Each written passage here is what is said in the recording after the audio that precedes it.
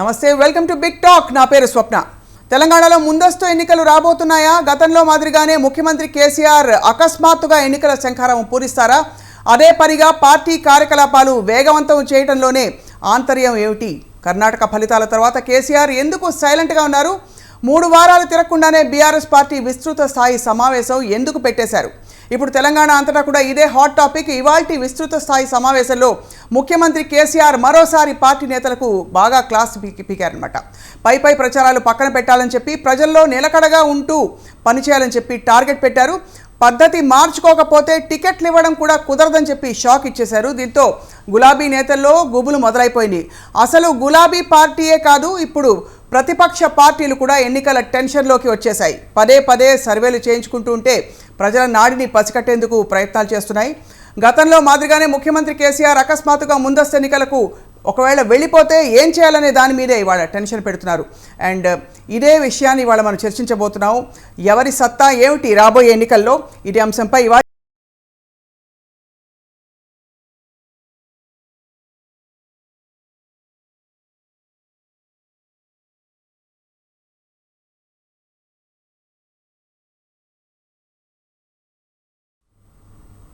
ఇంతకీ మల్లారెడ్డి గారు ఏమన్నారో ఒకసారి చూద్దాం.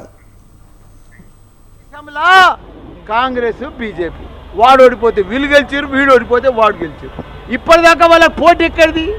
56 సంవత్సరాలు కాంగ్రెస్ పరిపాలించింది, ఒక 20 సంవత్సరాలు 15 సంవత్సరాలు బీజేపీ పరిపాలించింది. తప్ప ఇంకెవరైనా పరిపాలించారని నల్మల్లో ఉద్ధరించిపోయారు. కానీ ఇప్పుడు వాళ్ళకి పోటీ ఎవరు వచ్చారు? బీఆర్ఎస్. ఇప్పుడు పోటీ ఎవరున్నారు? కేసీఆర్. వాళ్ళకి తయారైందా లేదా? టీఆర్ఎస్ పార్టీని బీఆర్ఎస్ పెట్టి సాటికి తీసుకుపోయినరు కాదా మన సీఎం కేసీఆర్ గారు?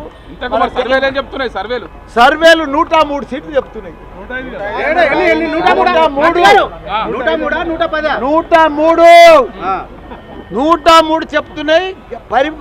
మూడోసారి ముఖ్యమంత్రి ఖాయం, 100%. మన హ్యాట్రిక్ కొట్టడం ఖాయం మన సీఎం కేసీఆర్ గారు దేశంలో. సో 103 మిగిలినవి ఎవరు పంచుకోబోతున్నారు? ఇవే మాట్లాడబోతున్నాయి. వాళ్ళ తాటికాయల జయరాం గారు మన విశ్లేషకులు ఇవాళ చర్చలో పాల్గొనబోతున్నారు. నమస్కారం అండి.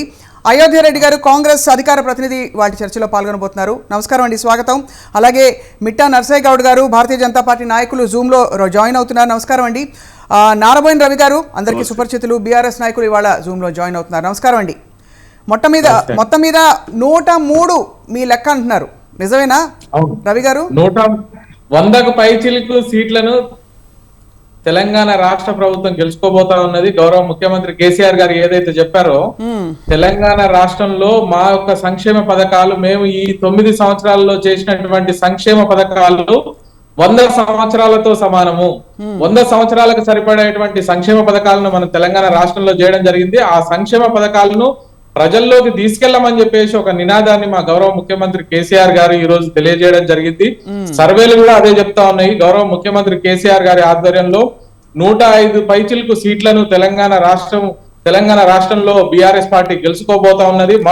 మూడోసారి కూడా ముచ్చటగా ప్రభుత్వాన్ని ఇక్కడ ఏర్పాటు చేసేది బీఆర్ఎస్ పార్టీ అని చెప్పేసి ప్రజలందరికీ తెలుసు, నాయకులందరికీ తెలుసు. ఇప్పుడు కర్ణాటకలో చూసినట్లయితే, కర్ణాటకలో మేము ముందున్నాం అని చెప్పేసి బీజేపీ పార్టీ ఎలాగైతే మాట్లాడి 60 సీట్లకు చతికిలబడి ఘోరంగా పరాభవం చెందిందో, తెలంగాణ రాష్ట్రంలో కూడా వాళ్ళకి ఎక్కడ కూడా బీజేపీ పార్టీకి కూడా స్కోప్ లేదు. వాళ్ళు వచ్చేసి ఏదో పైన మాటలు మాట్లాడుతూ ఉన్నారు తప్పితే, గంభీరమైన మాటలు తప్పితే ఎక్కడ కూడా వాళ్ళకు సీట్లు వచ్చే పరిస్థితి లేదని చెప్పేసి మనం గమనించాలి. మేడం, మీరు కర్ణాటక ఎన్నికలు ప్రస్తావించారు కాబట్టి కాంగ్రెస్ గ్రాఫ్ బాగా పెరిగిందని కూడా మాట్లాడుకుంటున్నారు. దాని గురించి ఏమిటి మీ విశ్లేషణ?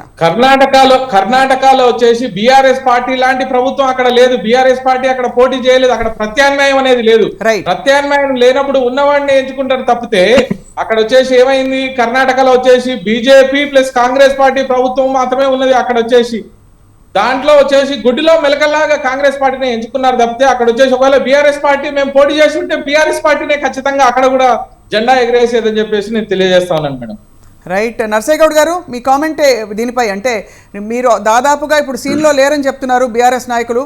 ఉంటే కాంగ్రెస్ కొద్దిపాటిగా ఉంది, కానీ అది కూడా అక్కడ స్థానిక ప్రభుత్వం రెండిట్లో ఏది బెటర్ అని కాస్త ఎంచుకున్నారు తప్ప అంతకంటే ఏం లేదని చెప్తున్నారు. మేడం, ముందుగా మీకు ప్యానెల్లో ఉన్న పెద్దలకు వ్యూవర్స్కు నమస్కారం. ఈ రోజు విస్తృత స్థాయి మీటింగ్ కేసీఆర్ గారు తీసుకున్నారంటేనే కేసీఆర్ భయపడుతుండు అని దాని అర్థం. కేసీఆర్ సొంతంగా తనకు తానే భయపడడం కాకుండా ఆయన భయాన్ని పోగొట్టుకోవడం ఒకటి, ఎమ్మెల్యేలకు, ఎమ్మెల్సీలకు, ఎంపీలకు, కార్యకర్తలకు ఉన్న భయాన్ని కొంతలో కొంత తగ్గించడానికి కొరకు మాత్రమే ఈ రోజు విస్తృత స్థాయి సమావేశం పెట్టుకుని వాళ్ళకు లేనిపోని అన్ని కబుర్లని చెప్పినట్టుగా స్పష్టంగా కనిపిస్తా ఉంది. వాస్తవంగా మా సంక్షేమ పథకాలు లేనిపోని ఏమైనా రైతు బీమా లేదా, సంక్షేమ పథకాలు లేవా, లేనిపోని రవి గారు మీరు ఆగాలండి, వాళ్ళు కనీసం మాట్లాడకపోతే మీరు ఒకరికొకరు మాట్లాడిన తర్వాత మీకు కౌంటర్ ఇవ్వండి, నేను 100కు 100 ఆన్సర్ చెప్తా. వీళ్ళు 100 పైన అనేది పెద్ద అభూత కల్పన. అది ఎంత అభూత కల్పన అంటే సారు కారు 16 అని ఎట్లా అయితే ప్రచారం చేసి దిమ్మ తిరిగే వాస్తవాలు వచ్చినాయో, ఇప్పుడు 103 కాదు 23 దాటితే అప్పుడు అడుగుదాం. ఎందుకంటే పీకే ఆల్రెడీ చెప్పింది ఏంటంటే ఖచ్చితంగా 23 కంటే ఒక్కటి కూడా ఎక్కువ రాదు, మొత్తం గ్రాఫ్ పడిపోయింది, అవినీతి ప్రభుత్వం అని స్పష్టంగా వాళ్ళు దత్తపుత్రునిగా తెచ్చుకున్న పీకేనే వెళ్ళిపోయినటువంటి పరిస్థితి మనం చూస్తా ఉన్నాం.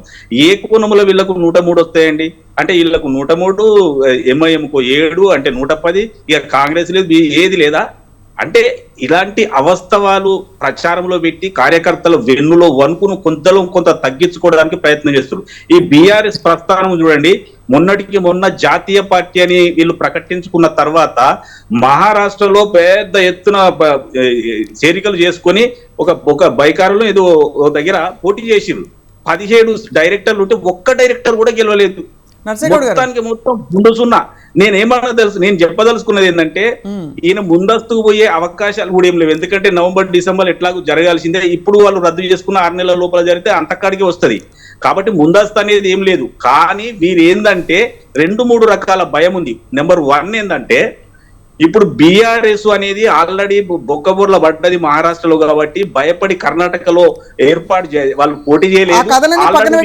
నర్సేగౌడ్ గారు, మీరు తెలంగాణలో మీ పరిస్థితి ఏంటి చెప్పండి సార్. అంటే మీరు అసలు దాదాపుగా సీన్లో లేరంటున్నారు. ఇప్పటికే మీ కీలక నాయకులందరూ కూడా ఇప్పుడు ఢిల్లీ చుట్టూ కూర్చుని ఎవరిది పై చేయి అనే చిన్న అభిప్రాయ భేదాలు తేల్చుకోవడంలో ఉన్నారు.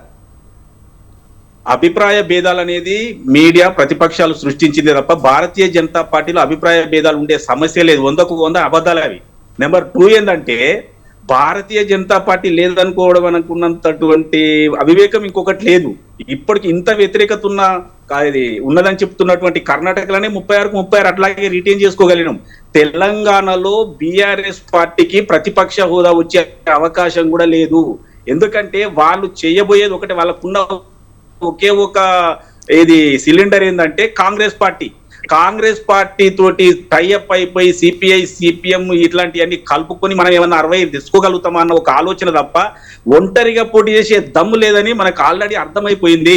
ఇంతకు ముందు 2 సార్లు ఒంటరిగా పోటీ చేసినటువంటి కేసీఆర్ గారు మునుగోడులో 3 పోటీ చేసినప్పుడే మనకు అర్థమైపోయింది ఆయనకు అంటే వ్యతిరేకత ఎక్కువ ఉందని. మామూలు వ్యతిరేకత కదండి. ఈ రోజుకు కూడా వాళ్ళు చెప్తున్నటువంటి అబ్కీ బార్ కిసాన్ సర్కార్ అంటే కిసాన్లలో 90% వ్యతిరేకత ఉంది.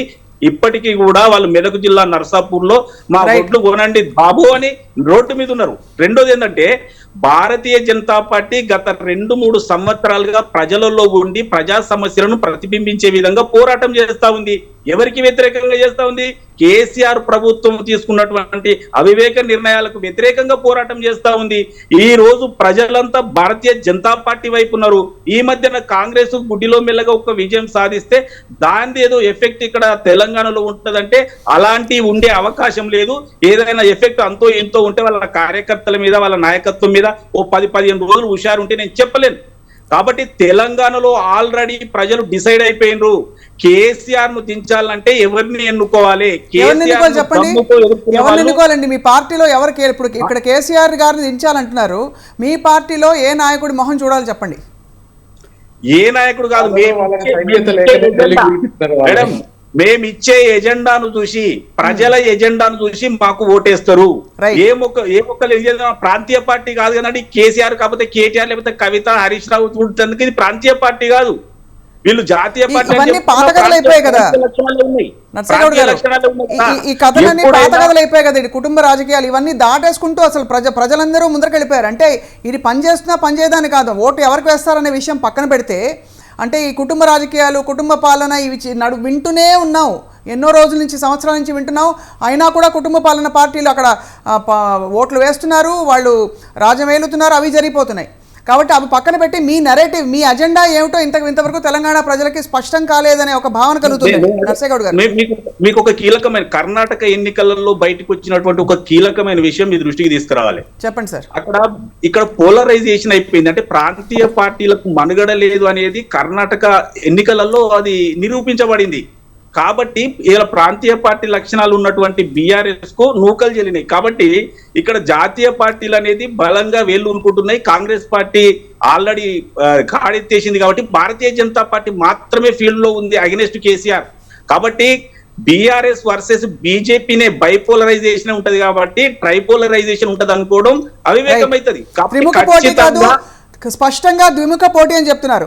రైట్, జయరామ్ గారు. ద్విముఖ పోటీ కాబట్టి మా ఆర్గనైజేషనల్ స్ట్రెంత్ తో పాటు ప్రభుత్వ వ్యతిరేకత ఓటు కూడా మాకే వస్తుంది. కాబట్టి మేము ఖచ్చితంగా గెలుస్తాం అనేది మా ఆలోచన. కాబట్టి దీనికి అనుకూలంగా ప్రజారంజకమైన ఎజెండా కూడా మేము ముందుకు తీసుకొని వస్తా ఉన్నాం. ఆల్రెడీ బండి సంజయ్ గారు ఒక సమావేశంలో ప్రకటించారు, విద్యా వైద్యం ఫ్రీ అన్నారు, జాబ్ క్యాలెండర్ చెప్పిండ్రు, తర్వాత 2 లక్షల ఉద్యోగాలు కూడా ఒకేసారి రిక్రూట్ చేస్తామని చెప్పారు.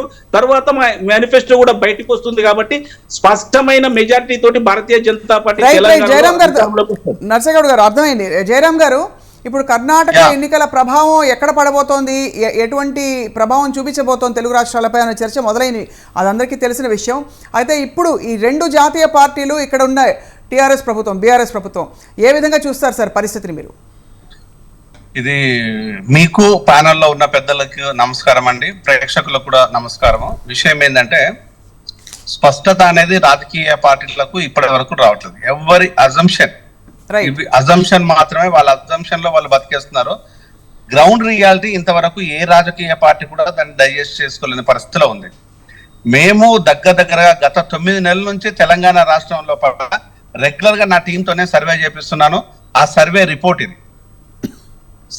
నా చేతిలో ఉంది. ఇప్పుడు ఆ సర్వే సారాంశం ఏంటంటే, మీకు ఎగ్జాంపుల్ గా చెప్పాలన్నా కూడా, సింపుల్ గా చెప్పాలంటే ఆ సర్వే సారాంశం ఏంటంటే, బీఆర్ఎస్ కు 36, కాంగ్రెస్ కు 38, బీజేపీకి 15, హోరాహోరీగా కొట్లాడుకుంటే ఒక 24 ఉన్నది. హోరాహోరీ అంటే ఏ పార్టీకి వస్తుందో ఎప్పుడు పోతే ఆ టైం వరకు తెలియదు. కానీ ఈ విధంగా MIM RMD, this is the fixed.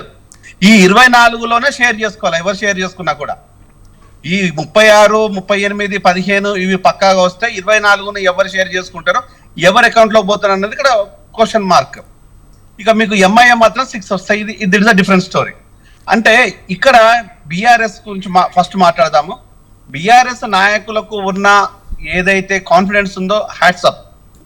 ఆ కాన్ఫిడెన్స్ తో ఉన్న కాన్ఫిడెన్స్, ఇది ప్రజల మీద అంత కాన్ఫిడెన్స్ ఎందుకు లేదా అన్నది ఇక్కడ ఒక ప్రధానమైన ప్రశ్న.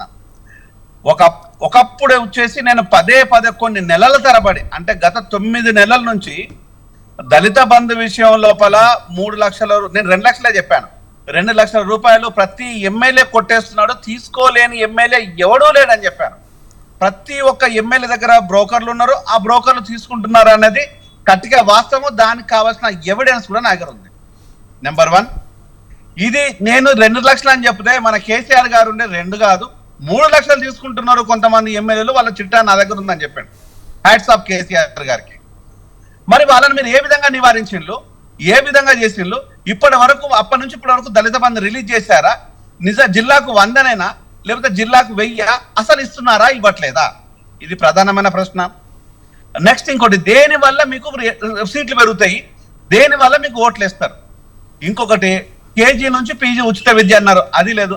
అనేకమైన హామీలు చేస్తే హామీల విషయాలు కాటికెక్కిపోయినాయి. జయరామ్ గారు మళ్ళీ ఒక్కసారి మీ లెక్కలు చెప్పరా? ఎందుకంటే మీరు చెప్తున్న లెక్కలు 36 వచ్చేసి బీఆర్ఎస్ అండి, కాంగ్రెస్ 38, బీజేపీ 15. హోరాహోరీగా కొట్లాడుకున్న సీట్లు వచ్చేసి అవి ఎవరి అకౌంట్ లోకి వస్తాయో తెలియదు.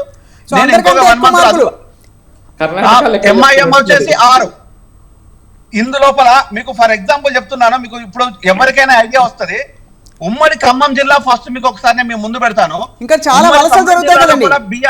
బీఆర్ఎస్ ఉమ్మడి ఖమ్మం జిల్లా లోపల బీఆర్ఎస్ వచ్చే సీట్లు ఎంత? ఇల్లందు, ఖమ్మం. కాంగ్రెస్ కి వచ్చే సీట్లు పినపాక, పాలేరు, భద్రాచలము, వైరా, మదిర, అశ్వరావుపేట. బీజేపీకి వచ్చేసి నో ఛాన్స్, అక్కడ ఛాన్సే లేదు. ఇక సత్తుపల్లి, కొత్తగూడెం మాత్రము కొంత హోరాహోరీగా గొడవ అవుతుంటది. అది ఇంకా కాంగ్రెస్ సీట్లోకి వస్తుందా లేకపోతే బీఆర్ఎస్ కి వస్తుందా మనం చెప్పలేము. ఇంకా జయరాం గారు చూసినట్లయితే 12కు 12 సీట్లు మేమే సాధిస్తాం. ఇక్కడ చూసుకున్నట్లయితే కాంగ్రెస్ పార్టీ ఒక నిమిషం జయరాం గారు, మనం అప్పుడే ప్రెడిక్షన్ అంటే మీ సర్వేని గౌరవిస్తూనే మనం అప్పుడే ప్రకటించకుండా పార్టీల వ్యూహాలు ఏంటో తెలుసుకుందాం. ఎందుకంటే మనం ఇప్పుడు ఇవాళ డిబేట్ కూడా మనం ప్రకటించేస్తే వాళ్ళు ఏం చెప్తారు, ఏం చెప్పుకుంటారు, ఇదే ప్రామాణికమని తీసుకోలేము మేము. కాబట్టి అయోధ్య రెడ్డి గారు ఏంటండి కాంగ్రెస్ పరిస్థితి ఏమిటి? ఈసారి కొంచెం మీకు జోష్ వచ్చినట్టుంది మొన్నటి కర్ణాటక ఫలితం తర్వాత. స్వప్న గారు, ముందుగా మీకు ప్యానెల్లో ఉన్న మిత్రులకు, పెద్దలకు స్వతంత్ర వీక్షకులకు నమస్కారం. అంటే ఒక జోష్ అని ఒక ఎన్నికలకు పరిమితమైంది కాదు. సాధారణంగానే మనం ఇక్కడ ఒక 2 అంశాలు పరిగణలోకి తీసుకోవాలి స్వప్న గారు. ఒకటి, జాతీయ వ్యాప్తంగా బీజేపీ అది దేశ ప్రజలకు ఇచ్చిన హామీలు, తన ఆచరణ ఏంటి అనేది. ఈ రెండింటిని చూసినప్పుడు 2 లక్షల ఉద్యోగాలు కానీ, 15 లక్షల నల్లధనం కానీ అట్లనే చెప్పుకుంటూ పోతున్నప్పుడు ప్రజల మధ్యన తెచ్చిన విభజన, విద్వేషాలు ఇవన్నీ కూడా ప్రజలకు దేశవ్యాప్తంగా బీజేపీ పట్ల వ్యతిరేకత అనిపించడానికి కారణమైంది. అట్లనే కర్ణాటకలో తీసుకుంటే, కర్ణాటకలో నాయకుల మధ్యన అంతర్గత వైద్యాలు, పార్టీలో ఉన్న అంతర్గత సమస్యలే కాకుండా ప్రజలకు సంబంధించినంత వరకు ప్రజలు కేంద్రంగా వాళ్ళ పరిపాలన ఎప్పుడు సాగలేదు. కేవలం ప్రజలను ఎట్లా విభజించడం, ఎట్లా కులాల పేరు మీద, మతాల పేరు మీద, లేకుంటే ధనికులు పేదల మధ్యన అంతరాల పేరు మీద ప్రజలను ఎట్లా విభజించి తన రాజకీయ ప్రయోజనాలు గడుపుకోవాలనే రాజకీయాలను 5 ఏళ్లలో చూసి విసుగు చెంది ఇలా కర్ణాటకలో ఫలితాలు మనం చూస్తున్నాం. ఇట్లాంటి ఫలితాలు ఒకసారి ఓడిపోయినంత మాత్రాన, గెలిచినంత మాత్రాన కాంగ్రెస్ మీద పెద్దగా ప్రభావం చూపిస్తాయని మేము అనుకోం. కర్ణాటక తప్పకుండా కాంగ్రెస్ పార్టీకి పాజిటివ్ మెసేజ్ బయట కనపడడానికి అక్కడ వస్తుంది దేశ ప్రజలకు. మేము ఏనాడు కూడా ఏ ఓటమికి ఎన్నడూ చింతించలే. అదేది చిన్నగా వాన్ వస్తే కనపడే ఆరుద్ర పురుగులాగా టీఆర్ఎస్ లెక్క కాదు. ఇవాళ మనం చూస్తున్నాం, అది ఇవాళ ఉండి కనపడితే మళ్ళీ 6 నెలల దాకా కనపడరు ఎవరు. అట్లనే ఆ పార్టీ లెక్క ఇది దీనికోసం కుటుంబానికి పరిమితమైంది కూడా కాదు. దేశవ్యాప్తంగా దేశ ప్రజల కేంద్రంగా స్వాతంత్రం వచ్చిన తర్వాత 1947 నుంచి ఇప్పటిదాకా అంతకుముందు ఆకలి కేకలతో అలమటించే బెంగాల్లో మనం చూసిన దాదాపు 30,000 మంది కరువు బారిన పడి చనిపోయిన దేశాన్ని ఇవాళ ప్రపంచ దేశాలకు తిండి పెట్టగలిగే స్థాయికి తీసుకుపోయింది. హరిత విప్లవం కానీ, పంచవర్ష ప్రణాళికలు కానీ, శ్వేత విప్లవాలు కానీ, ప్రాజెక్టులు కానీ, పరిశ్రమలు కానీ, ఇట్లా ఒక రంగం అని కాదు స్వప్న గారు, అన్ని రంగాల్లో కాంగ్రెస్ పార్టీ చేసిన కృషి దేశ ప్రజలకు కనపడ్డది. అది నిజమేనండి. అది ఇప్పుడు 10 ఏళ్ల క్రితం మీరు తెలంగాణ ఇచ్చింది మేమే తెచ్చిందేమే అన్నప్పుడు మీరు చెప్పిన ఈ 60 ఏళ్ల చరిత్ర, 70 ఏళ్ల చరిత్ర ఆల్రెడీ ఉంది. ఈ 60 ఏళ్ల చరిత్రతో పాటు మీరు తెలంగాణ ఇచ్చారు, తెచ్చారు. అయినా కూడా దాదాపుగా మీకు ఒక స్పష్టమైన చిరునామా లేకుండా పోయింది. ఎక్కడ తెలంగాణలో మెల్లిమెల్లిగా మీరు ఉన్న నాయకులు ఉన్న బలం కూడా బాగా తగ్గిపోయింది. సరే, మీ నాయకత్వం మార్చి ఏదో జరుగుతుంది అనుకున్నారు. సైలెంట్గా ఉండే ఒక స్తబ్దు వాతావరణంలో ఒక్కసారిగా కర్ణాటక ఫలితం వచ్చింది డామని. అక్కడి నుంచి మీరు కొంచెం జోష్ పుంజుకుని సరే అది తెలుగు రాష్ట్రాలు మీరు పడుతుందంటున్నారు. ఇప్పుడు మీ అజెండా ఏంటి తెలంగాణ ప్రజల కొరకు? జ్యోత్స్న గారు, తెలంగాణ ఇచ్చింది తెచ్చిందే కాకుండా ఈ 5 ఏళ్లలో మనకు టీఆర్ఎస్ పరిపాలన, ఈ 5 ఏళ్ళు చూసినాం, అంతకంటే ముందు 4 ఏళ్ళు చూసినాం, 9 ఏళ్లలో టీఆర్ఎస్ పరిపాలన చూసినాం. తెలంగాణకు 9 ఏళ్ల పాటు కేంద్రంలో అధికారంలో బీజేపీ చేసింది చూసినాం. మనం మీకు 1-2 ఎగ్జాంపుల్స్ చెప్తామండి. తెలంగాణ రాష్ట్రం ఏర్పాటు సందర్భంగా ఏపీ రాష్ట్ర పునర్విభజన చట్టంలోనే తెలంగాణకు ప్రత్యేకమైన కొన్ని ప్రొవిజన్స్ ఇచ్చారు. బయ్యారంలో స్టీల్ ఫ్యాక్టరీ కానీ, వరంగల్లో రైల్వే కోచ్ ఫ్యాక్టరీ కానీ, మన ITIR కానీ, ఎస్టీలకు రిజర్వేషన్ బిల్లు కానీ, ఎస్టీలకు రిజర్వేషన్ తో పాటు యూనివర్సిటీలు కానీ, ఇట్లా చాలా స్పష్టంగా విభజన చట్టంలోనే కొన్ని హామీలు అమలు చేసిండ్రు. హైదరెడ్డి గారు చెప్పండి, మీరు చెప్పడం ప్రకారం ఇదివరకున్న మీ గత చరిత్రను చూసి మీకు ఓట్లు వేస్తారంటున్నారు. లేదు, అంటే మీరు మధ్యలో నేను ఇంటరప్ట్ అయింది, ఇక్కడ కొంచెం వెహికల్ డ్రైవర్లు మేము చాలా స్పష్టంగానే మేము కేంద్రంలో అధికారంలో ఉన్న బీజేపీ తెలంగాణకు 9 ఏళ్ల పాటు అన్యాయం చేసుకుంటూ వచ్చింది. ఆ అన్యాయాన్ని టీఆర్ఎస్ ఎంపీలు ఏనాడు కూడా ప్రశ్నించలేదు. ఇదేమో వాళ్ళిద్దరి మధ్యన ఉన్న పరస్పర ఒప్పందానికి సంబంధించిన ఒక అంశము. రెండోది, తెలంగాణ ప్రజలకు కేసీఆర్ ఇచ్చిన హామీలు చూడండి ఒకసారి. తెలంగాణ కేంద్రంగానే దళిత ముఖ్యమంత్రి అని కేసీఆర్ అన్నాడు. దళితుని ముఖ్యమంత్రి చేస్తా అని మాట ఇస్తున్నా, మాట తప్పే చరిత్ర నాకు లేదు. మాట తప్పడానికంటే కానీ మెడ కోసుకుంటా కానీ మాట తప్పను అన్న చరిత్ర కేసీఆర్ చూసినాం మనం. ఆ తర్వాత ఇచ్చిన మేనిఫెస్టోలో పెట్టిన మొదటి హామీ ఒకటి ఉంటది స్వప్న గారు, వాళ్ళు చెక్ చేసుకోవచ్చు. తెలంగాణ ఏర్పాటు అయిన తర్వాత ఒక అడ్వైజరీ కౌన్సిల్ ఏర్పాటు చేసి, ఆ అడ్వైజరీ కౌన్సిల్లో ఎడిటర్లను అన్ని ఆల్ ఎక్స్పర్ట్స్ ని పెట్టి ఒక కమిటీతో మేము పరిపాలన చేస్తాము అని చెప్పింది వాళ్ళే. కానీ ఇంతవరకు ఆ దిక్కు దివానం లేదు. దాని తర్వాత మనం చూసుకుంటూ వస్తే దళితులకు 3 ఎకరాల భూమి గురించి ప్రస్తావన లేదు. దళితులకు డబుల్ బెడ్రూమ్ ఇండ్లు, KG to PG, మండలానికి వైద్యశాల 6 పడకల ఆసుపత్రి, నియోజకవర్గానికి 100 పడకల ఆసుపత్రి, ఇవాటికి దిక్కు దివానం లేవు స్వప్న గారు. ఆ తర్వాత రెండోసారి ఎన్నికలు రెండోసారి అధికారంలోకి వచ్చిన తర్వాత నిరుద్యోగ భృతి అమలు చేయలేదు. అయోధ్య రెడ్డి గారు, మీరు అన్న సమస్యలు లేకపోలేదు, కానీ నేను ఒక సూటిగా ఒకటి అడుగుతున్నాను. ఈ ఉన్న టైంలో ఎప్పుడైనా బై ఎలక్షన్స్ వచ్చినా, లేకపోతే GHMC ఎలక్షన్స్ వచ్చినా, ఇంకోటి వచ్చినా, ఏ విధమైన ఎన్నికలు వచ్చినా కూడా కొద్దో గొప్ప అక్కడక్కడ ఒక స్పార్క్ లాగా బీజేపీ కనిపించింది, కానీ కాంగ్రెస్కి మాకు పట్టుంది అనే సంకేతాలు ఎక్కడా కనిపించట్లేదు. ఇప్పుడే జయరామ్ గారు అంటున్నారు 38 సీట్లు కాంగ్రెస్కి రాబోతున్నాయి ఆయన సర్వే ప్రకారం అని. ఏం మారిందని మీరు అనుకుంటున్నారు? స్వప్న గారు, ఇంతకుముందే మీరు మిత్రులు ఎవరు మాట్లాడుతున్నప్పుడు పర్సెప్షన్ అని విన్నాం. పర్సెప్షన్ అనేది ముఖ్యం ఇక్కడ. ఇప్పుడు మీకు అంతగా ఆ తర్వాత జరిగిన ఎన్నికల్లో, వెంటనే జరిగిన ఎన్నికల్లో, పోయిన అసెంబ్లీ ఎన్నికల తర్వాత జరిగిన పార్లమెంట్ ఎన్నికల్లో 3 ఎంపీలు పార్లమెంట్ గెలిచారు. మీరు ఒకసారి మీకు తెలిసి గుర్తుండాలి ఒకటి. ఆ తర్వాత జరిగిన MLC కౌన్సిల్లో జీవన్ రెడ్డి గారు గెలిచారు, అది కూడా మీకు తెలిసి ఉండాలి, గుర్తుండాలి. ఆ తర్వాత జరిగిన వాటిలలో TRS బీజేపీ మధ్యన జరిగినాయి. మీకు కొన్నిసార్లు ఇప్పుడు మన తమిళనాడులో చూస్తే అధికారంలో ఒక పార్టీ ఉంటే స్థానిక సంస్థలు కానీ ఉప ఎన్నికల్లో కానీ ప్రతిపక్షాలు పోటీ చేయవు స్వప్న గారు. మనం మునుగోడు ఎన్నికలు చూసినాం, హుజూరాబాద్ ఎన్నికలు చూసినాం. వాళ్ళ మధ్యన జరిగిన వేలంపాట, హర్రాజ్ అంటాం తెలంగాణలో, హర్రాజు పెట్టి ఓట్లు కొనుక్కున్న పరిస్థితి కూడా చూసినాం. ఎందుకు మందు, మనీ, డబ్బు, ప్రలోభాలు, వాహనాలు, ఇంటింటికి ఇన్నోవాలు, బైకులు, మోటార్ బైకులు. అదే నిజమైతే మరి నేనైతే మునుగోడు నియోజకవర్గం నుంచలే, నాకైతే ఎవరు ఇవ్వలేదు మిత్రమా. నేను కూడా మునుగోడు నియోజకవర్గం. మీరు ఆ లెక్క లేకపోతే వాళ్ళ తప్పైదు, కానీ మీరు ఆ లెక్క లేకపోతే మేము కాదు బాధ్యులము. మీకు మంత్రి మల్లారెడ్డి గారు స్వయంగా మందు పోసిరు. మిత్రమా, అవన్నీ ఉత్త మాటలే. మీరు మంత్రి మల్లారెడ్డి గారు మందు బాటిల్ ఎత్తి పోసిండ్రు, వీడియో మునుగోడులోనే ఉంది. మంత్రి మల్లారెడ్డి గారే కన్ఫర్మ్ కూడా చేసిండ్రు.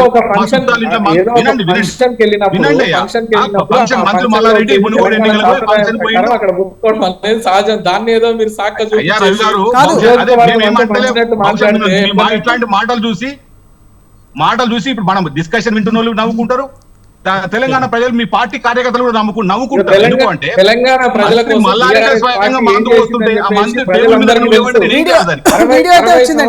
పాలించినటువంటి కాంగ్రెస్ తెలంగాణ ప్రజల కోసం ఏం చేసింది, బీఆర్ఎస్ పార్టీ ప్రజల కోసం ఏం చెప్పిందని చేసిందని చెప్పేసి ప్రజలందరికీ తెలుసు.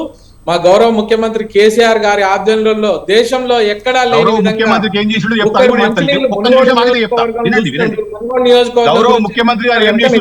మిత్రమా, మునుగోడు నియోజకవర్గంలో కాంగ్రెస్ పార్టీ ఎమ్మెల్యేలు 8 సార్లు గెలిచినా గానీ గుక్కడు మంచినీళ్ళు ఇచ్చిన పరిస్థితి లేదు మునుగోడు నియోజకవర్గంలో.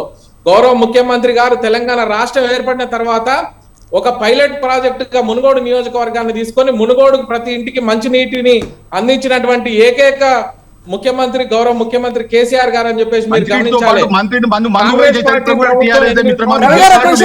రవి గారు చాలా చాలా బొటాబొటిగా గెలిచారు మీరు. రవి గారు, అంత దారుణమైన అద్భుతాలు ఏం జరగలేదండి. బొటాబొటిగా గెలిచారు రవి గారు, మీరు బొటాబొటిగా గెలిచారు. దండకం జరుగుతా అంటే ఉపయోగం లేదు. మేము లెక్కలే చెప్తున్నాం, వినండి ఒక్క నిమిషము.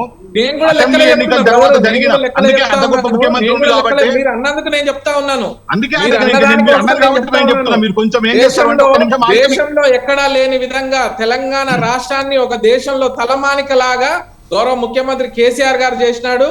దేశకి నేత కేసీఆర్ అని చెప్పేసి మీరందరూ గమనించాలి.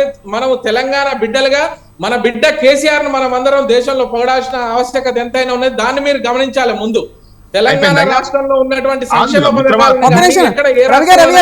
మన కర్ణాటక ఎలక్షన్స్ లో చూసుకున్నట్లయితే తెలంగాణలో అవలంబిస్తున్నటువంటి సంక్షేమ కార్యక్రమాలను వచ్చేసి వాళ్ళు కాపీ కొట్టి వాళ్ళ మేనిఫెస్టోలో పెట్టుకోవడం జరిగింది. ఈవెన్ కాంగ్రెస్ పార్టీ కానీ బీజేపీ కానీ మా ఇక్కడ జరుగుతున్నటువంటి సంక్షేమ పథకాలను ఎక్కడైతే రైతు బంధు ఇస్తా ఉన్నామో, రైతు బీమా ఇస్తా ఉన్నామో దాన్ని అన్నింటిని కాపీ కొట్టి వాళ్ళు వాళ్ళ మేనిఫెస్టోలో పెట్టుకొని గెలవడం జరిగింది అక్కడ తప్పితే కానీ వేరే ఏళ్ళు తెలంగాణ రాష్ట్రంలో చూడండి మీరు 2014 కంటే ముందు రాష్ట్రంలో పరిస్థితి ఎట్లా ఉంది, తర్వాత తెలంగాణ రాష్ట్రం ఎట్లా బాగుపడింది, తెలంగాణ ప్రజలు ఎట్లా బాగుపడినారు, కాంగ్రెస్ పార్టీ హయాంలో ఎట్లా ఉండే, రైతులందరూ ఎన్ని ఆత్మహత్యలు చేసుకున్నారు మేడం, మీరందరూ సాక్ష్యమే కదా.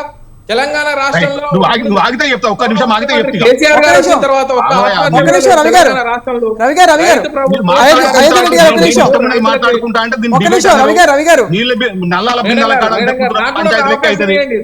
గారు వినండి, మంత్రి మల్లారెడ్డి మందు పోసిన చరిత్ర మీదే. ఇక్కడ మందు పోసి అక్కడ ఢిల్లీలో ముఖ్యమంత్రి బిడ్డతో లిక్కర్ స్కామ్ లో లిక్కర్లు అమ్ముకున్న చరిత్ర మీదే.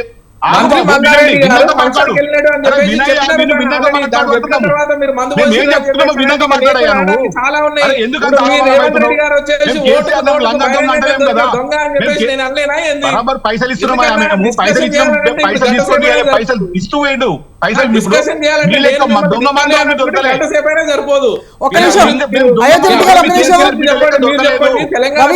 దొంగ మందు అమ్మి దొరకలేదు అంటున్నా. ఇప్పుడు 2 ప్రశ్నలు రవి గారు అయోధ్య గారు. ఇప్పుడు కేసీఆర్ దొంగ మందు అమ్మి దొరకలేదు, దొంగ మందు అమ్మి ఇప్పుడు మన తెలంగాణ ఎలా ఆదర్శము అంటే దొంగసారా అమ్మిన కేసులో దేశం మొత్తం మీద తెలంగాణ ఆడబిడ్డ అమ్మిన దానికి ఆదర్శము. దొంగసారా అమ్మిన దాంట్లో అదే దొంగసారా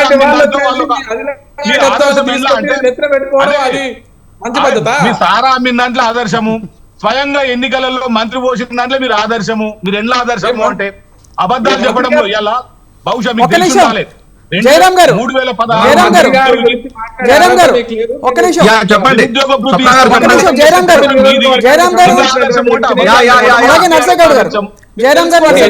ఏం జరిగింది అని చెప్పేసి మీరు స్పష్టంగా తెలుసుకోండి. మునుగోడు నర్సగౌడ్ గారు మీరు మౌనంగా ఉన్నారు అంటే వీళ్ళిద్దరి మధ్య పోరు. మునుగోడు నియోజకవర్గంలో విజయం సాధించినాం మేము. ఓట్లేదు ఏం లేదు, వాళ్ళకి ఏముంది అంటే వాళ్ళ దొంగ అయోధ్య గారు దీంట్లో ఎదగట కాదు. ఒక్క నిమిషం అండి, మీరిద్దరే మాట్లాడుతున్నారు. అయోధ్య రెడ్డి గారు ఒక్క నిమిషం, అయోధ్య రెడ్డి గారు ఆగండి ఆగండి. అయోధ్య రెడ్డి గారు ఒక్క నిమిషం. అనేది ఉందా మీ మేనిఫెస్టోలో ఉందా? నర్సగౌడ్ గారు విషయం మీకు తెలుసా? నర్సగౌడ్ గారు మేడం చెప్పండి. స్వప్న గారు చెప్పండి.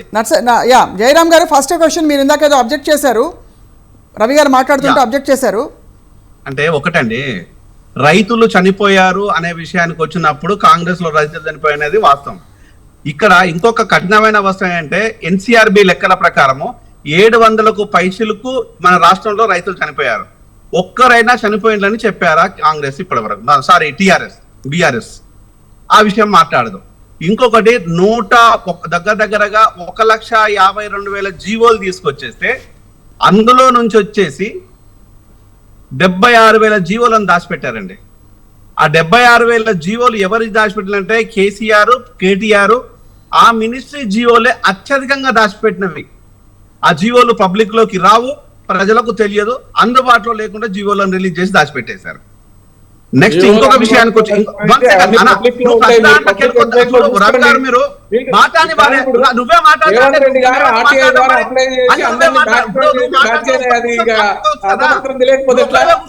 మేము చెప్పేది కోట్ల పట్టదు, మేము చెప్పేది వాస్తవాలు చూపిస్తాను. నువ్వేం మాట్లాడుతుంది ప్రధానికి నేను ఒక ఎవిడెన్స్ ఉన్నా కదా, నువ్వు ఊరికే వేగ్గా మాట్లాడే కాదు. నేను చదువుకున్న వ్యక్తిని, ఒక డాక్టర్ని. నా టైం నాకు చాలా వాల్యుబుల్, మీకు వాల్యుబుల్ ఉందా లేదో నాకు తెలియదు. నేను చెప్పే ప్రతి మాట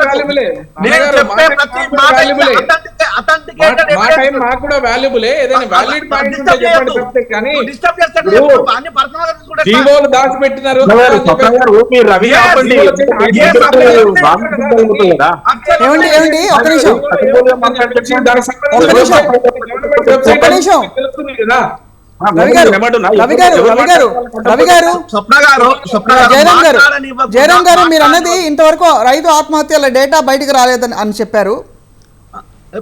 ఆ డేటా ఎన్సీఆర్బి లెక్కల ప్రకారము 7,000కు పైచులుకున్న రైతులు మన దగ్గర చనిపోయారండి. ఏ ఒక్కరు కూడా ఆ ఒక్క విషయం కూడా మన దగ్గర బయటకు రానివ్వలేదు. ఇదే కేసీఆర్ గారు మహారాష్ట్రలో పోయి ఎవ్వరు చనిపోలేదని చెప్తారు. ఎవరు చనిపోలేదనే మీరు ఇంకొక మాట ఇంకేం చెప్తుందే కేసీఆర్ గారు వచ్చేసి ఇక్కడ ఏ విధమైనటువంటి దోపిడీ లేదు, ఏ విధమైనటువంటి లంచాలు లేవు, ఏ విధమైనటువంటి ఇబ్బంది లేదు. మరి ఏ లంచాలు లేకుండా కేసీఆర్ గారే 3 లక్షల రూపాయలు దళిత బంధు రూపాయలు లంచాలు తీసుకుని ఎట్లా డిక్లేర్ చేయగలిగారు? నెక్స్ట్ ఈ రోజు మనకు కాంగ్రెస్ గవర్నమెంట్ 10 సంవత్సరాల క్రితం మన ఉమ్మడి ఆదాయము మన ప్రభుత్వ ఆదాయము మన వైన్ షాపుల మీద ఎంత అంటే 12,000 కోట్ల రూపాయలు. ఈ రోజు 10 సంవత్సరాల ఈ రోజు 9 సంవత్సరాల తర్వాత మన ఆదాయం ఏంటంటే 45,000 కోట్ల రూపాయలు మన ఆదాయం. ఈ 45,000 కోట్ల రూపాయల ఆదాయం వల్ల తీసుకురావడం ఎవరు చనిపోతున్నారు అంటే నిరక్షరాస్యులు, నిరుపేదలు, కూలీనాలు చేసుకునే వాళ్ళు, కులవృత్తులు చేసుకునే వాళ్ళు, ఉదయం అంతా పనిచేసి అసంఘటిత కార్మికులు ఉదయం అంతా పనిచేసి సాయంత్రము ఉప్పుసపోవడానికి అంటారు తెలంగాణ లోపల, అలసిపోయి పడుకోవడానికి మందు తాగితే అది విషంగా మారి 25 సంవత్సరాలు దాటిన ఒక స్త్రీ 45 సంవత్సరాలు వచ్చేసరికి ఆ కుటుంబం లోపల పెద్ద మాయమైపోతే ఈరోజు గవర్నమెంట్ స్కూల్ లోపల మీరు చూడండి, ఈ డాటా నేను చాలా క్లియర్ గా చెప్తున్నాను, సీరియస్ చెప్తున్నాను. గవర్నమెంట్ స్కూల్లోకి వెళ్ళిపోతే తండ్రులు లేని పసిబిడ్డలు ఈ రోజు జాయిన్ అవుతున్నారు. గవర్నమెంట్ హాస్పిటల్ పోతే సిరోసిస్ లివర్, నెక్స్ట్ వచ్చేసి liver infections, alcoholic imbalance, psychological imbalance, వీటన్నిటితో ఈరోజు గవర్నమెంట్ హాస్పిటల్లో చనిపోతున్నారు. ఈ చనిపోయిన మన జనాభాలో వేలల్లో ఉంది, వేలల్లో. అంటే తెలంగాణ తర్వాత పెట్టుబడి ఏంటంటే చావులు, జయరామ్ గారు చావులు. అంటే ఇన్ని చావులను చూస్తూనే, ఇన్ని చావులను గమనిస్తూనే జయరామ్ గారు with due respect sir, doctor Jayaram, I just want to really ask you, ఇంత గ్రిమ్ పిక్చర్ ఇస్తున్నారు మీరు, ఇంత దారుణమైన పిక్చర్ ఉందా చెప్పండి నిజంగా? Is it such a grim picture? ఏంటండి ఇంత దారుణమైన పిక్చర్ మీరు చెప్తున్న అంత అన్ని వాస్తవాలు ఉన్నాయంటారా? అంత చేదు వాస్తవాలు ఉన్నాయంటారా? 100%. స్వప్న గారు నేను దేనికైనా రెడీ, 100%, ఎక్కడికైనా రెడీ. కేసీఆర్ గారి దగ్గర కూర్చోడానికి కూడా రెడీ నేను. Madam this is all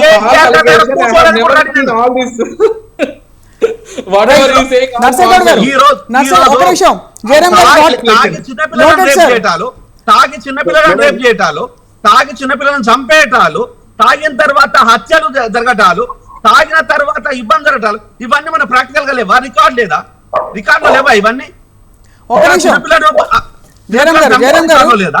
Jayaram గారు నిజంగానే I mean if all what you are saying is true, ఇప్పుడు మీరు చెప్తున్న దాన్ని బట్టి మీరు చెప్పిన సర్వే ప్రకారం కూడా దాదాపుగా 3 ఒకటే స్థాయిలో ఉన్నారు. కదండి గవర్నమెంట్ ని అందరూ 36 చెప్పండి. Congress with no track record in the newly form Telangana get 38?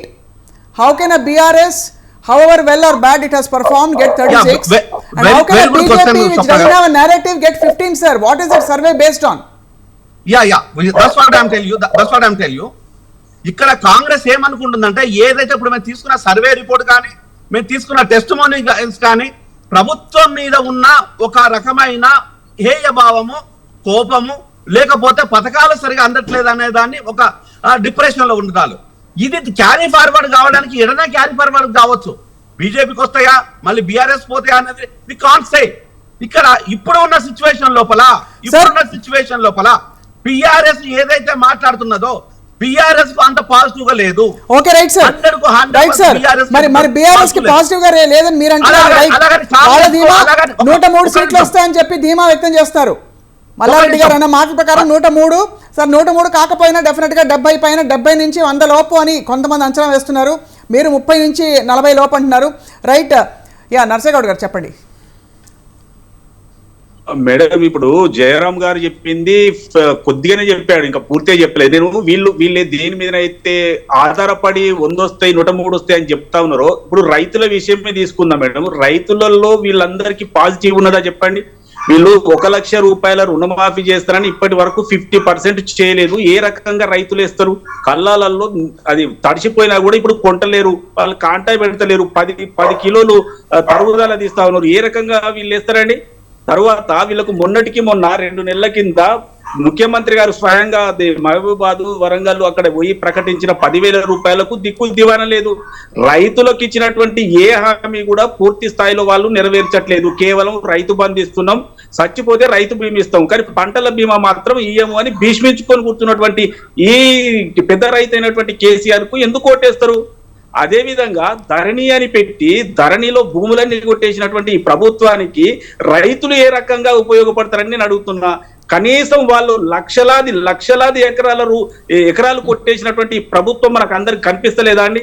అనుభవదారు కాలమును తీసేసి ఎప్పుడో దొరలమ్ముకొని పోయినటువంటి భూములను మళ్ళీ దొరల పొరి మీద తీసుకొచ్చి వీళ్ళు కొట్టేసినటువంటి భూములు లక్షల ఎకరాలలో ఉన్నాయని అర్థమైతే లేదా? కాబట్టి రైతులు అనే వారు ఎవరైతే ఉన్నారో వాళ్ళు 90-80% వ్యతిరేకంగా ఉన్నారు కాబట్టి వాళ్ళకు వేయరు.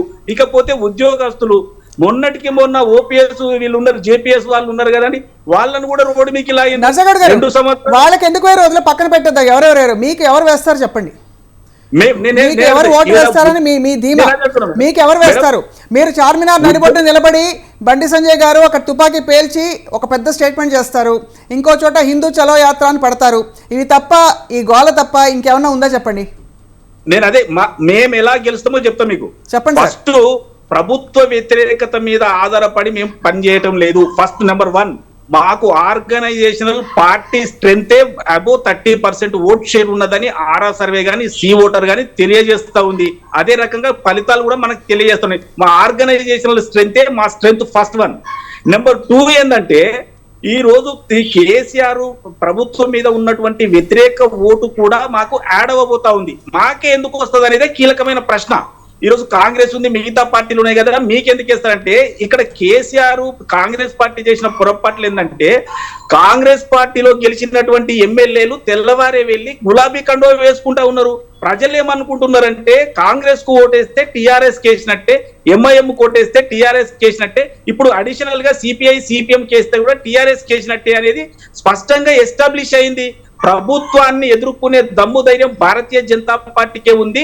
కాంగ్రెస్ వాళ్ళంతా ఒకటే కాబట్టి భారతీయ జనతా పార్టీకి ప్రభుత్వ వ్యతిరేకత ఓటు వస్తుంది.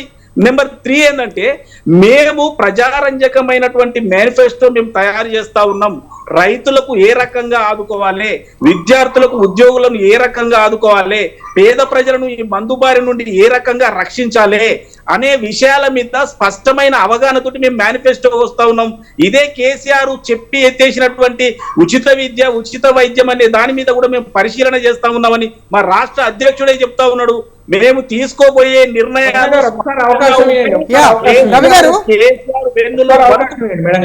ఉంటాయి. కాబట్టి నేను ఒకటే అంటున్నా, కేసీఆర్ క్రెడిబిలిటీ తగ్గిపోయింది. కేసీఆర్ ఉద్యమంలో ఉన్నప్పుడు మేమందరం కూడా నమ్మినాం. ఆయన ఏమన్నాడు, నీ మనవాడు నా మనవాడు ఒకే బల్లే చదువుతాడంటే మరి ఏ మనవాడు చదువుతుండ అనేది మనకు అర్థమైతా ఉంది. తర్వాత విద్యా వైద్యం అంటే కాబట్టి మేడం నేను ఏమంటున్నా, అన్ని రకాలుగా మోసం చేసిన ప్రజలు దించాలని చూస్తా ఉన్నారు. కేసీఆర్ సర్కార్ కు వ్యతిరేక అంటే వాళ్ళని ఎదుర్కొనే విధంగా పనిచేస్తున్నటువంటి భారతీయ జనతా పార్టీని మాత్రమే అపోజిషన్ గా చూస్తున్నారు, కానీ మిగతా వాళ్ళని చూడడం లేదు. ఏ కోణాలు మీరు 3 ఎకరాల భూమి అన్నారు, ఇచ్చిందా అండి?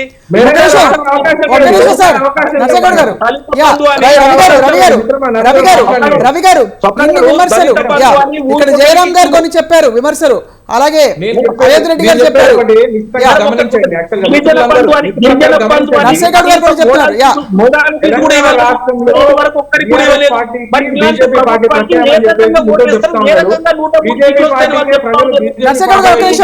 నర్సయ్య గారు ఒక్క నిమిషం సార్, అర్చుకుంటా అవ్వదు సార్, ఒక్క నిమిషం సార్. రవి గారు ఎస్ మేడం, ఎస్ నేను మాట్లాడుతా ఉన్నాను, చెప్పండి. బీజేపీ పార్టీకి ఓటు ఎందుకు వేయాలి? 40% కమిషన్ తీసుకున్నట్ల కర్ణాటకలో మనం చూసినాం. యాక్చువల్ గా బాజాబ్గా అక్కడ ఉన్నటువంటి కాంట్రాక్టులు అందరూ ఈ ప్రభుత్వం వచ్చేసి బీజేపీ పార్టీ ప్రభుత్వము మా దగ్గర 40% కమిషన్ తీసుకుంటుంది అని చెప్పేసి ప్రజల్లోకి బహిరంగంగా ఒక లేఖను ఇష్యూ చేశారు. సిలిండర్ ధర పెంచినందుక సాధారణ జనాల మీద వాళ్ళకు ఓటేయాలి, లేదు అనంటే అదానీకి అంబానీకి ఆస్తులు కూడగొట్టి దేశాన్ని మొత్తము దేశంలో ఉన్నటువంటి ప్రభుత్వపరమైనటువంటి ఆస్తులన్నింటినీ ప్రైవేట్ వ్యక్తులకు కేటాయించి ప్రైవేట్ వ్యక్తులకు అప్పగించినందుక మరి వారికి ఓటేయాలి. ఇక్కడ టిఆర్ఎస్ పార్టీ బీఆర్ఎస్ పార్టీ ప్రభుత్వం మాది ఏదైతే ఉన్నదో ఇక్కడ రైతుల కోసము రైతులు వచ్చేసి నార్త్ ఇండియాలో అక్కడ వచ్చేసి ఎన్ని వేల మంది చచ్చిపోయినా గానీ ఒక్కసారి కూడా ప్రధానమంత్రి మోడీ గారు స్పందించలేదు. ఆ రైతుల గురించి రిపోర్ట్ కూడా కాచలేదు. గౌరవ ముఖ్యమంత్రి గారు ఎన్నోసార్లు రైతుల పక్షాన నిలబడి వాళ్ళని ఆదుకున్నటువంటి పరిస్థితి ఉన్నది. బీఆర్ఎస్ పార్టీ ప్రభుత్వం అంటే రైతు ప్రభుత్వం. అది వచ్చేసి రైతులకు వచ్చేసి ఎన్నో రైతులకు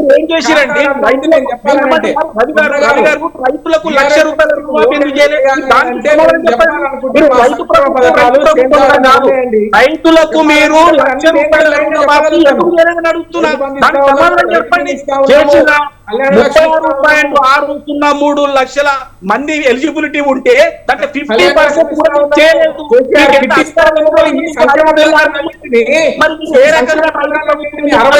పాలించినటువంటి సార్ మీరు ఇద్దరు మాట్లాడితే ఒక్కరికి కూడా అర్థం అవట్లేదు సార్. ఒక్క నిమిషం. మీరు ఏ రకంగా రైతులు వేస్తారండి? మీకు ఏ రకంగా రైతులు వేస్తారు? మీరు అవినీతి గురించి మీరు మాట్లాడతారా? కేసీఆర్ డొక్కు స్కూటర్ మీద తిరిగినటువంటి కేసీఆర్ ఫ్యామిలీ ఇలా ₹1,00,000 కోట్ల ఎట్లా సంపాదించింది? ఇలా దేశానికి ఖర్చు పెడతారని ఎట్లా చెప్తా ఉన్నారు? మీరు అండి అవినీతి గురించి మాట్లాడేది. కాబట్టి ఏ రకంగా చేస్తారు? మీకు ఏ ఒక్క వర్గం కూడా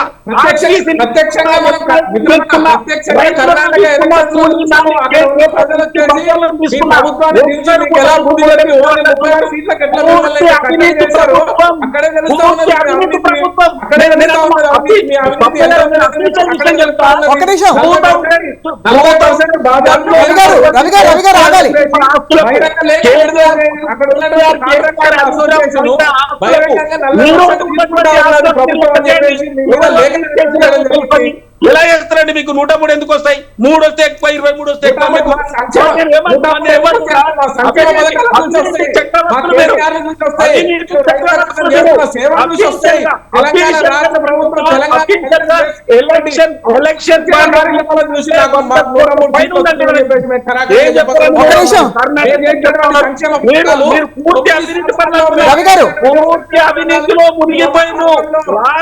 అవినీతిలో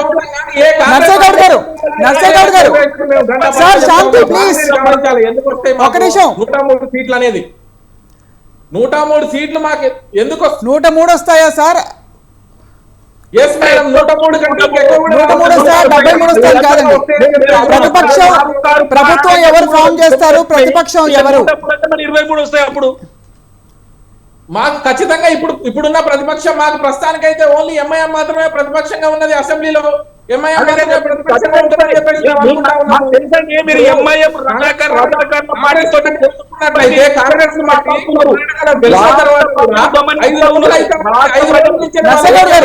స్పష్టంగా పోట్లాడుకొని తెలంగాణలో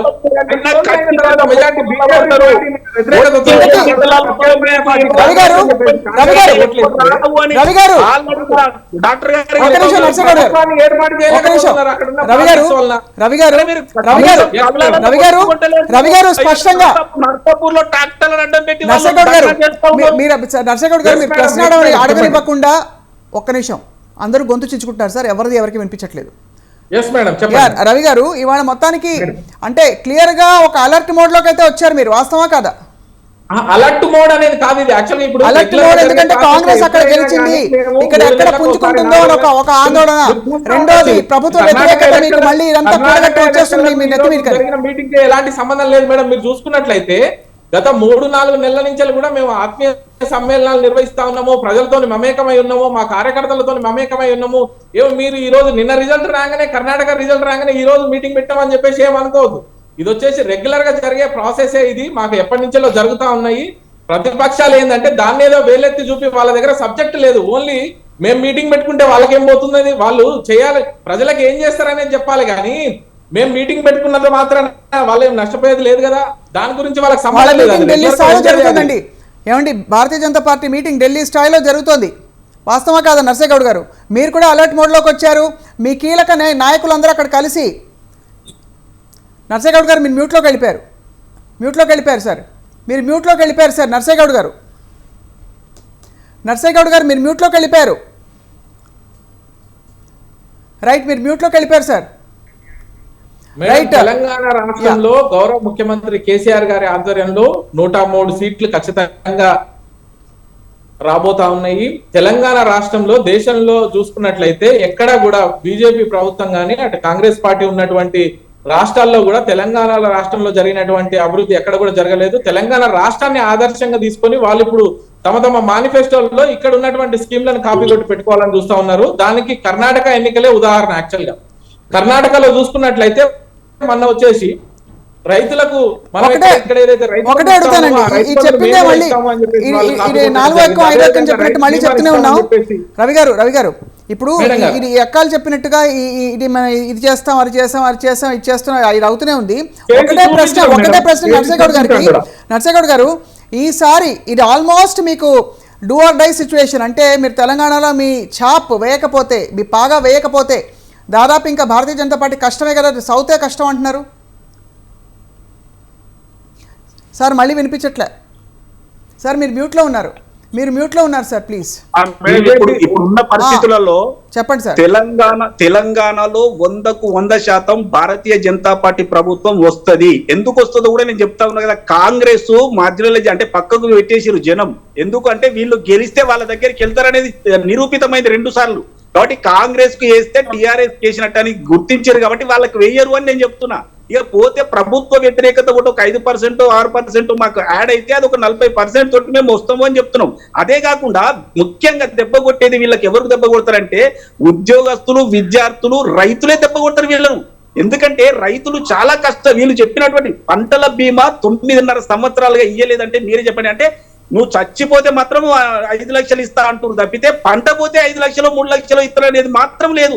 అందుకు వాళ్ళు వేయరు అని చెప్తా ఉన్నా. కేవలం మేము రైతు బంధిస్తున్నామన్న ఒక్క మిషతోటి రైతులను ఎత్తేసిర్రు, తర్వాత పంటల బీమా ఎత్తేసిర్రు. వీళ్ళు అన్నటువంటి 100 లక్ష రూపాయల రుణమాఫీ సున్నబెట్టిర్రు. ఎక్కడండి వాళ్ళకు క్రెడిబిలిటీ లేకుండా చేసుకున్నాడు ముఖ్యమంత్రి గారు. నేను ఒక్కటే చెప్తున్నా, ఇలా క్రెడిబిలిటీ లేని ముఖ్యమంత్రికి ఓటు వేయరు అని మేము నమ్ముతున్నాం. ప్లస్ ప్రజలకు ఏమైతే కావాలనో వాటిని మేము మేనిఫెస్టో ఒకటే ప్రశ్న, తెలంగాణ బీజేపీలో మీ credibility face of the party ఎవరు సార్?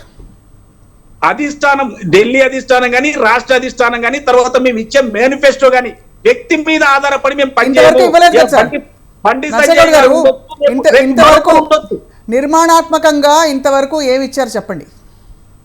క్లియర్ గా ఆల్రెడీ బండి సంజయ్ గారు ఒక ముఖ్యమైన ప్రకటన చేసిండు, 1-2 ప్రకటనలు చేసిండు ఆల్రెడీ అధ్యక్షుని హోదాలో.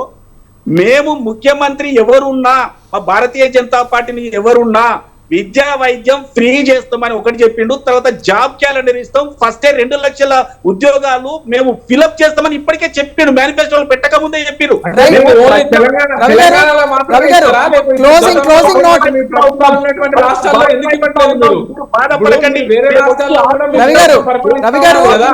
ప్రతిపక్షాలు సర్వశక్తులు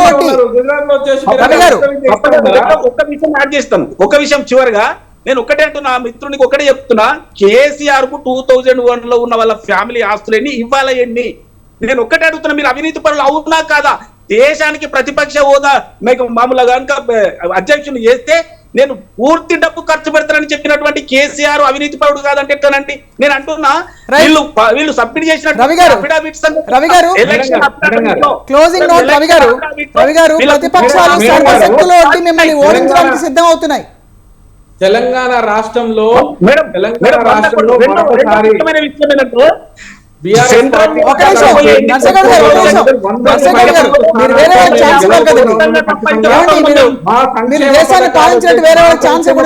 మమ్మల్ని ఖచ్చితంగా మా సంక్షేమ పథకాలను చూసి ప్రజలు ఓటేస్తారని చెప్పేసి ఆశిస్తా ఉన్నాము. దేశంలో కూడా తెలంగాణ రాష్ట్రంలో ఉన్నటువంటి సంక్షేమ పథకాలు ఎక్కడ కూడా లేదు. బీజేపీ పార్టీ వచ్చేసి కర్ణాటకలో చూసుకున్నట్లయితే అది అవినీతి పార్టీ అని అయిపోయింది సార్. ఆ కథలన్నీ అయిపోయాయి రవి గారు, అవన్నీ అయిపోయాయి. మనం ఇంకా కాలం కోసం వేచి చూడాలి. రాబోయే రోజుల్లో ఏం మారుతారో, ఎక్కడెక్కడి నుంచి ఇక్కడి నుంచి జంపింగ్లు అవుతాయి, పార్టీల జంపింగ్లు అవుతాయి, ఇంకా ఈక్వేషన్స్ మారుతాయి, స్థానిక బలాబలాలు డెఫినెట్గా మారబోతున్నాయి. ఇంకా చూద్దాం, వేచి చూద్దాం రాబోయే రోజుల్లో పొలిటికల్ డెవలప్మెంట్స్ ఏ విధంగా ఉంటాయని చెప్పి. ఎవరి ధీమా వారిది. ప్రస్తుతానికి ఇది ఇవాల్టి బిగ్ టాక్. అందరికీ ధన్యవాదాలు రవి గారు అండ్ నర్సయ్య గౌడ్ గారు, అయోధ్య రెడ్డి గారు, డాక్టర్ జయరామ్, అందరికీ కూడా thank you very much for joining us. మళ్ళీ బిగ్ టాక్లో కలుద్దాం. Stay tune to